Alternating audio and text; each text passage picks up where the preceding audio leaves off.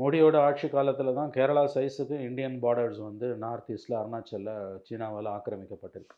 அதை வந்து அவங்க எம்பி அருணாச்சல பிரதேசோட பிஜேபி எம்பியே சொல்கிறாரு, அது எடுபட வேண்டிய அளவுக்கு எடுபடலை. கல்வானில் என்ன நடந்தது நமக்கு தெரியும்.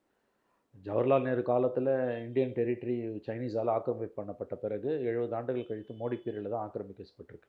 ஆனால் வெளியில் அவங்க உருவாக்கி வச்சுருக்க மித் என்னென்னா, நாங்கள் தான் தேச பாதுகாப்புக்கு மொத்த சொந்தக்காரர்கள், நாங்கள் தான் வந்து இதை கம்ப்ளீட்டாக வந்து சரி பண்ண முடியும், பாதுகாப்புக்கு எங்களை விட்ட ஆள் இல்லைன்றாங்க.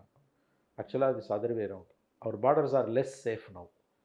காங்கிரஸ் கவர்மெண்ட்டில் இருந்ததை விட நம்முடைய எல்லைப்புறங்கள் மிகவும் பலவீனமாக இருக்கின்றன. ஆனால் மோடியோட பலம் என்னென்னா, நான் தான் வந்து இப்போ நீங்கள் கேட்டிங்கல்ல, நான் எங்கள் காலத்தில் தான் வந்து எல்லைப்புறங்கள் வந்து பாதுகாக்கப்படுகின்றன.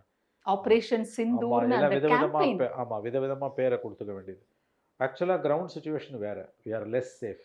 இதுவரை இந்திய வரலாறுல, சுதந்திரத்துக்கு பிந்தின இந்திய வரலாறுல இல்லாத அளவுக்கு நம்முடைய எல்லைப்புறங்களில் இருக்கக்கூடிய எல்லா நாடுகளும் நமக்கு எதிராக திரும்பி நிற்கின்றன.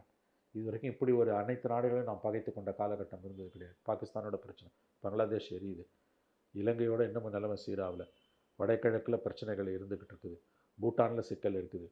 ஸோ சைனாவோட இருக்க பிரச்சனை ஒன்று நீர் நெருப்பு தான்.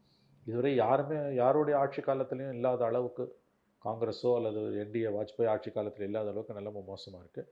ஆனால் மீடியா மேனேஜ்மெண்ட் மூலமாக, நெரேட்டிவை கண்ட்ரோல் பண்ணுறது மூலமாக மோடி தான் வந்து இந்தியாவுக்கு ஆபத்து பாண்டவன், குலசாமி அப்படின்ற எல்லைப்புற சாமின்ற ஒரு ஒரு ஒரு கருத்தோட்டத்தை அவங்க விதைத்து இப்போ படித்தவர்கள் மத்தியிலையும் அதை நிலைநிறுத்தியிருக்கிறார்கள்.